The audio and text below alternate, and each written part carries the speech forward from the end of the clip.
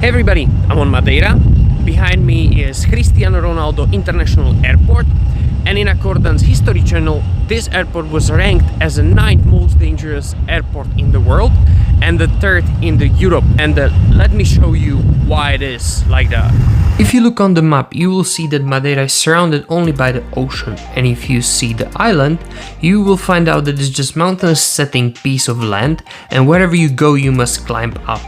After all, this place is popular for the people who love hiking. This will cause a problem for building an airport because you need quite a long piece of flat land to build one, and only flat land was already taken by city of Funchal. To overcome this problem, engineers and architects devised the runway that occupied hill peninsula between two bays standing atop earthen filled place between the hilltops. Airport was first time opened in 1964 with a length of 1,600 meters, and the first aircraft which landed here was a Lockheed Constellation of Portugal with 88 passengers. Not long time after opening, several deadly accidents happened, from which the worst one happened in November 1977. Boeing 727 struggled to land in the darkness and the rain, and during final attempt to land on the runway 24, they passed the threshold of the runway by 600 meters and start hydroplaning. Even with a full brake and the reverse power, remaining 900 meters was not enough to stop the plane, and with the remaining speed of 80 kilometers per hour, the plane fell from the 60 meter steep bank of the runway and crashed into the adjacent bridge. From 164 people on the board, 131 were killed. Lately, runway was extended to 1,800 meters in 1986, and last extension was in 2004 to almost 2,800 meters, which can handle the biggest airplanes in the world.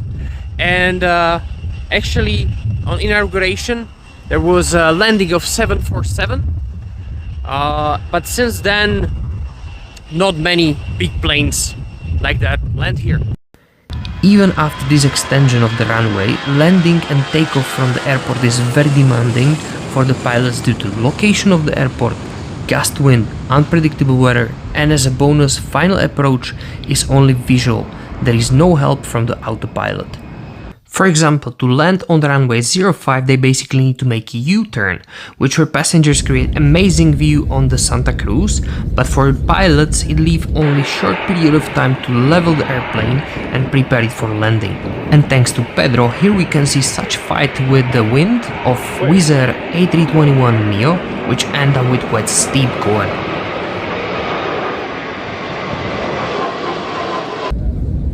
But don't be afraid, not every landing end up like that. For example, ours was very smooth.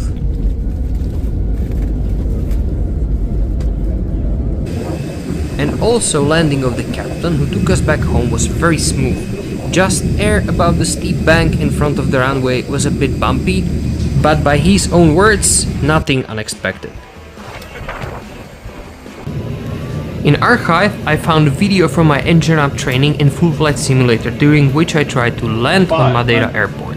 So you can see how approach and landing looks like from the cockpit.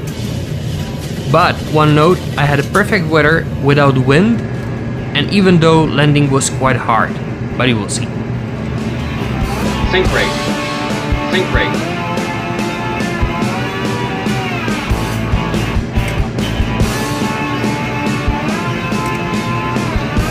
50, 30, As you can 20, see, I basically 10. fell on the runway, but we had a lot of fun, and in the end my job is fixing these birds, not to fly on them. And let's take a look what are the requirements for real pilot to land here. Each pilot which want to land on Madeira airport need to have at least 200 hours as a captain on the type before he can perform training for this airport. After training, pilot receives a license which is valid for 6 months.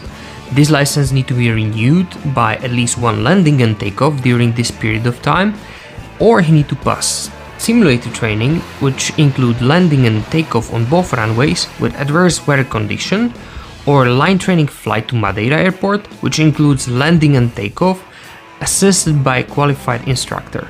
Of course, each company can have a different requirements, which means that you can be sure that inside the cockpit is a guy who knows what is he doing. Now you know why it is so hard to land here, but let me tell you a little bit more about the runway. I'd like to show you what is so interesting on this last extension, but for that we need to go under the runway. So this is what I want to show you guys. This is the extension which I've been talking about. Runway is directly above me and it's standing on this 180 pillars, and some of them are 70 meters long.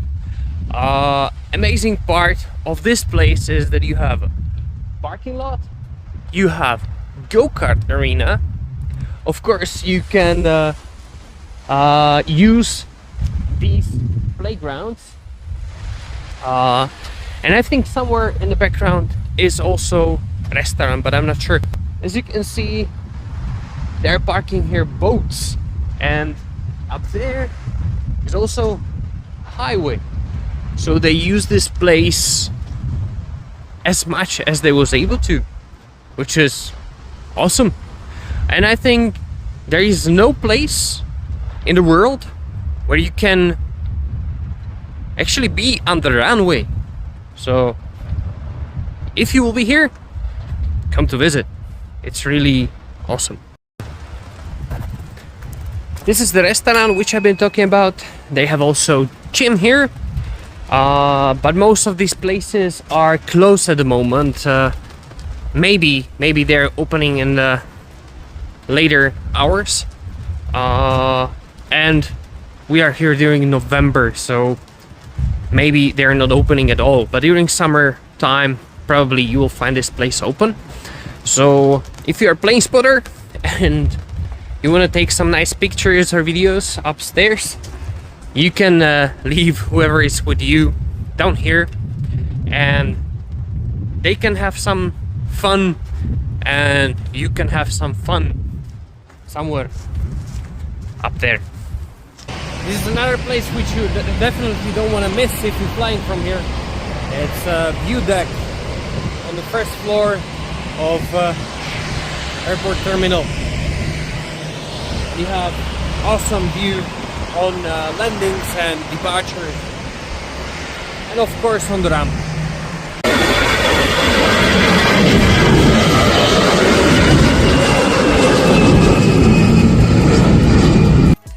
That's all, guys. As you can see, even during vacation I will somehow find a way how to be close to the airplanes, and of course I want to show you amazing places. If you will be on Madeira, definitely plan short stop around or under the airport. It's worth the visit. Thank you for watching. My name is Tomáš and I'll see you on next one. Bye.